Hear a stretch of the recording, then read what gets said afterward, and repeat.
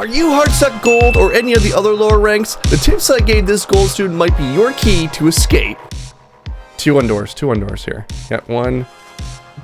Oh, this is actually a good round for me. You're gonna die. Wow. Holy shit, how did they not kill you there? Take risks, you know? I'm a risk taker. Right, but why not just plant it behind here? That's so true. Why not just plant right here? You know, where it's not risky at all. Okay, this is great. I was going to say, when you're in a 1v4 situation, how should you play this? But you're already answering my question. Aggressive. That is, the one thing I actually understand. You got it, because you have nothing to lose, right? So that's an important and I'm 25 factor. HP. Yeah. Oh my goodness. A main? He's taking weight. Okay, so I did not think it was a... Like, I genuinely didn't... yeah, you're going to be really depressed by this, but... I mean, he's going to be A main, all right? And the reason why I know this, if he's not in double doors, which you haven't seen, and he's taken this fucking long to get here, unless he's broken his leg, he's not coming around there. He's gotta be A main. Broken his leg. Like, there's no friggin' way that he's in CT. Well, I wish I had you to say that to me in this situation. It's like a timer in your head, right? You're just like, man, I've been waiting for like 10 decades for the pizza guy to deliver his pizza from this path. Like, where the hell has he gone? You check on your Uber Eats and you're like, oh, this guy went the wrong way. He thought my house was here, but it was actually over here. So now I gotta wait for this ass to like drive around and then drop my pizza off at my house and make me happy. That's literally what GEKKO's doing. He's taking way too long here. So there's warning signs in my head. I'm like, how the is he not here? He's gotta be A main. He's gotta be there because I just checked here. He's not here. So there's only one place. I'm gonna run the stats here. I'm gonna say there's a 10% chance this guy broke his leg and he's just chilling. There's a 90% chance this guy went on a trek. He went to the moon and back and now he's gonna appear in A main. So let's see if I'm right. Get ready for your prediction emotes in chat, everyone. We want prediction emotes in chat. Eyes. Oh! Close your eyes! Hello, darkness, my old friend. I found the pizza man again. We do need to address your crosshair placement a little bit because you just threw this wall to your left, right? So, what the f are you looking at? I'm not looking at nothing. I mean, you've probably had some PTSD playing this rank where people just randomly running through your wall, right? Like, it happens. So the problem that you're having right now is actually something I've talked about quite a bit, which is mental projection, knowing what they're going to do. When you run up here, or if you run here, it makes no difference to you because you have 360 degrees of me, they can be anywhere. That's always, you're always in a sense of stress. But here's what I want you to think about. Where do you play normally if you're playing on defense? If you're to go left or right, where do people play? There's 2B, 1 mid, 2A. 2-1-2. That's usually what's going to happen in your rank all the freaking time. So that means there can't be one here. There can't be one here. There can't be one here. Can't be one here. Here, here. They're over here. Okay? They don't have teleport hacks unless you're playing against the Yoru. They have nothing that can do that. What you want to do is form what I'd like to call the oh shit line. Oh shit line. That's amazing. Yeah. See this line right here? That's your oh shit line. Okay, that's where the threat is coming from until otherwise proven. So for example, at certain points in time, this line will change, right? As the round progresses, you may see the line end up going like this. So this will progress based on map control. So as soon as you get to this point, you're like, well, threat could be over here. And as soon as you get to here, threat is definitely could be over here because you're facing that line. This is where the threat comes from. Does that make sense? People don't like the good behind guns. All right. I really don't like these alts.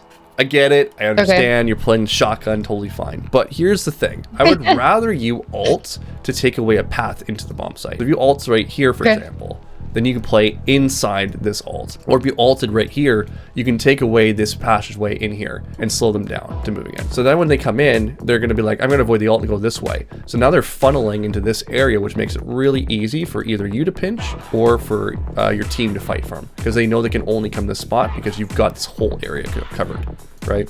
This allows the bomb to be a little bit more free as well, because if you plant open, now your team can see it from A main, and you can also play it from the bomb, from the ultimate as well. Take an entry away if you can from their site, so that there's less chances of them being able to work off of it. Why the orb there? I don't know. I just did it. I've always been curious about that. I was like, you threw an orb inside your ult. I do that a lot. Just for funsies. Just wanted to be there with me. Do you, Little buddy. A face tells 1,000 words. You know what I'm saying? A face tells 1,000 words. And have you noticed the position that you put yourself in? Absolutely. You're revisiting that 360 degrees of me situation right now. Right? Yes. Yeah, you're reaching that situation again, and it's displayed right here. In this work of art that is your face right now. Yeah, you're scared. Yeah, because you have no idea where the they're gonna be. They could be coming anywhere, and that's the problem with this alt. Because now you're playing in here, and they can just be like, well, I'm just gonna have a lollygag walk in here and just shoot you in the face when you're not looking at me, right? See how you're flicking back and forth? Like you're lucky as far as when you start. Yeah, I would be stressed too. Look at this. This is stress right there. That is stress. Right. Yes. So you got lucky on this one, and then now you're just basically saying, you know what, I'm gonna play the lottery here, and that's how I'm gonna make my income. I'm just gonna play the lottery every single week, and then I'll make my 20 bucks, and then I'll be able to buy a Happy Meal or something like that from McDonald's. Like that's how you want to live your life right now. See, look at how lucky this is. All this is lucky. Like hopefully it pays off. That's what you're saying to yourself, and it did. It did this time. Yeah. Let's go. It's like, oh my God, what a relief. What a relief. Oh my God. I got a question for you. Okay. You ever heard of a website called strats.gg before? Strats.gg? Yes, strats.gg. You ever heard of this one? Well, let me tell you about strats.gg, Jolly. Strats.gg is one of the best places to get lineups. And that's exactly what we're going to look at right here. We're going to open up strats.gg. We're going to click on Viper here, and we're going to find the perfect lineup for the bomb plant you're selecting today. Look at that. Isn't that incredible? What the heck? It's almost like I'm getting paid to do this. So we're going to sit right here and look at this lineup. We click over here. All of a sudden, we have a lineup to the bomb. We're feeling really good about it. Oh my goodness, this is incredible. By the way, I'm totally not sponsored by these guys. As you're throwing through this lineup here, you have lineups from every single angle you could ever want. And now the bomb is protected from a beautiful Viper Molly. Can you imagine how wonderful this tool can be, right? And hey, you know what?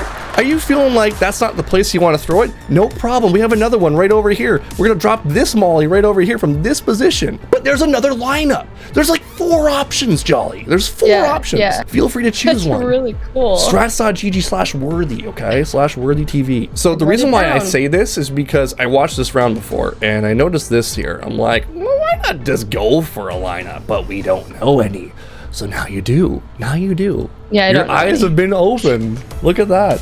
We got people of all ranks in chat, and I always try to make it as diverse as I possibly can. This is a small macro thing. This strategy, in terms of the macro, when we're talking about the big picture things, this is the worst thing you can do on this round.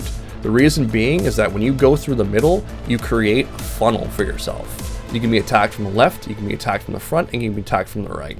And you can be compressed. In a map like this, or in a situation like this, they're on the lower buy right now. They have a shittier buy. They have less guns than we do. We have our first full buy. So they're going to be looking for, in a higher rank, closer range fights. And this is where they're going to start being more aggressive and pushing through. So you're actually creating a really good bottleneck for yourself to get absolutely smushed on all sides. That's just a more advanced concept to think about. I always recommend attacking the extremities, the outside ends, whenever you have bigger gun. Whenever you have numbers as well, attacking from the extremities always works. Like here, for example, there's 2 of you not looking at a particular angle that you could be swung on. We have Jet looking at this angle, but both you guys are on a sharper angle that could be killed from that guy on Nest, conceivably right now. And this is why it's so difficult to be moving up mid like this, because there's so many options of people to kill you from here, and you're gonna plant default. All right, I'm okay with the plant default right now. I will give it to you, but more often than not, default is a last resort plant area. It's not a first. Oh my God, you could be dead from McDonald's. Oh my goodness. I know, I was sort of panicking when I did that. Yeah, I would be panicking too. See, this right here, this is a knife, okay? That's a knife. You put the knife away when you're facing the very obvious threat of McDonald's. And we're not talking about the fries right now. We're talking about the Jet or the Reina that's going to be thirsty, running through here, trying to take you out, okay? That's simple. You need to be hyper aware of where the threat can come from. The way that you do that, whenever you're planting the bomb, is where do you think you should be looking when you're planting on your screen? Would it be right there? Right here? You want to be looking right here? Can we get a buzzer on this one, Chad? Can we get a buzzer on this one? No. The one mini map. oh, good answer. Someone gave you that though, didn't they? I think that's like a read the chat kind of situation there. You look at the mini map, and what you need to do is look at where your teammates are and say, okay, where do I need to stand right now? Where it makes the most sense for me to go? Because the reason being, when you're planting the bomb, can you shoot back? No. Correct. Very good answer. Let's give a round of applause. Round of applause. Here we go. You can't shoot back, so what's the point, all right? Look to the mini-map as you're planting, and that will help you determine where you should stand. It'll also help you look at where the threat's coming from. It is next to impossible for someone to be coming this way without you knowing, because your two teammates would be dead by then. So it's very unlikely they're coming this way. This is your least likely threat. Where are your most likely threats? McDonald's and mid. So let's watch how you move here. Let's put our knife on and face towards the obvious threat. We're 7 seconds into the round and we still haven't thrown our wall. We just did it now. You need to get set up and ready to throw all your utility and be planning and present just before the round starts. So it's very important that you set up a routine for yourself. My recommendation is you separate the 30 seconds into 10-second sections. What you do is the first 10 seconds, you decide to run to wherever you're going to attack from. So we're going to visualize this for you so you can see. So we start off here, and you're going to be like, my name is Jolly, all right? And I'm going to go towards A site. Okay, great, Jolly, that's amazing. I'm excited for you. Let's go towards A site. Notice how you didn't buy anything yet, right? You're running this direction. While you're running this direction, you're thinking, you're going, I wonder what I want to buy here to take a fight over here on A main. I think I will buy a Vandal and full utility. Great, awesome. Now you bought your full utility, you thought about what you're gonna do, and now you're set. Now the next 10 seconds is doing whatever setup you wanna do. That's your first 10 seconds we just did. So if you wanna throw your wall like this, or whatever it's gonna be, then throw the wall like that. The final 10 seconds, or leading up to those final 10 seconds, you're going to say, I'm going to do this, this, and this. You're communicating to your team, so there is no sense of confusion from your duos or anyone else. They're going, what the hell is Jolly doing today? I have no idea. You communicate to them saying, hey, this is what I'm going to do. All right? Okay, great, awesome. I am ready for that play. Now I can play off of you. So now what you do is the last 10 seconds of the round, you're going to start pulling a Michael Phelps, okay? Michael Phelps is all about visualization. Visualize. I cannot speak. We're going to go with Visu. I cannot spell this right now. We're going to go with Visu. We're going to go with Visu. We're going to visualize it, okay? We're going to visualize the first fight. And once we think about the first fight, we're going to think about pathing into it. We've already been there before. And now when this jet swings out on us, it's going to be GG for the jet, because jet's going to go like this, and they're not going to be ready for you. And you're like, nah, I've already seen this. I've been here. I'm from the future. And then jet's just like, shit, guys, this is not good, right? And then later, boom, see ya. Okay, now it's a 5v4. That's why I love ISO's ult so much. You like know exactly what's gonna happen. You just lay them out. You're just like, hey, listen, you're gonna 1v1 me right now. I love that. Yeah. Right? You're manifesting your next kill. Exactly. You manifest everything. It's all. Oh my gosh, I would love to play Rain. I love manifesting. I mean, I'd rather see you play Jet, personally. Wait, why? Because you like to go first in, and Reyna technically is not a first in agent. Really? Yep. There are two categories of duelists. There's the flex, and there is the entry. Who do you think are the best entry agents? These three right here yes, Phoenix does not make sense here. Phoenix is going to be a slower agent.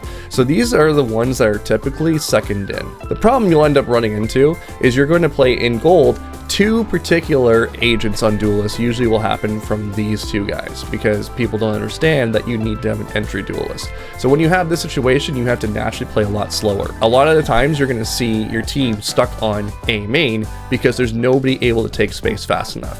These three right here are your bread and butter. I want you to getting really good at these three, because the way that you're playing right now, you're first in.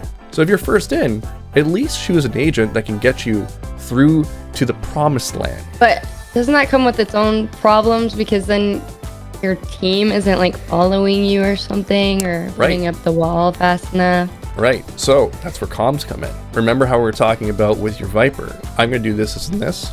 Well, guess what? The duelist is going to do that exact same thing. I'm going to go here. I'm going to throw a cloud burst here, and I'm going to dash into here. Okay. Now, the best thing to do when you're dealing with people who are in lower rank is to use the right words, the right communication. Okay. If you were to tell people that I'm going to go in to do all this stuff, I guarantee you're going to walk out here, and four of your other teammates are going to sit right here. They're going to watch you do that. They're like, yeah, you go for it. Woohoo! Go get it. right? How often does that happen to you? All the time, right? Yeah. Here's what you need to communicate. You need to talk to this audience. This audience of gold players love one thing. Do you know what that one thing is? Starts with an F, ends with a reg. Frag? Frags. Yeah, frags. This is their currency. It's like in jail. So It's like in jail, it's cigarettes, right? That's the currency, right? It's all frags. That's so all they true. ever care about. So here's what you say.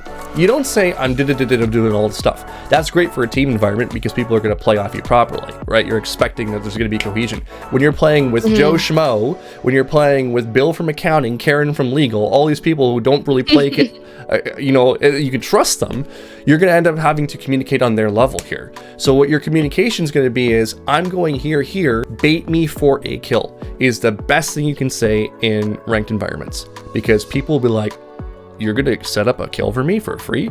I love stats. I'm going in, right? You can tell all 4 of them here, I'm going here, guys, bait me for a kill. All 4 of these bitches are going to swing with you. Let me tell you, it's going to be like butter on bread. Okay? You have to use the right words for the audience that you're presenting to. It's that simple. This is why a lot of people struggle in rank to get people to do things, because they're not using the right words.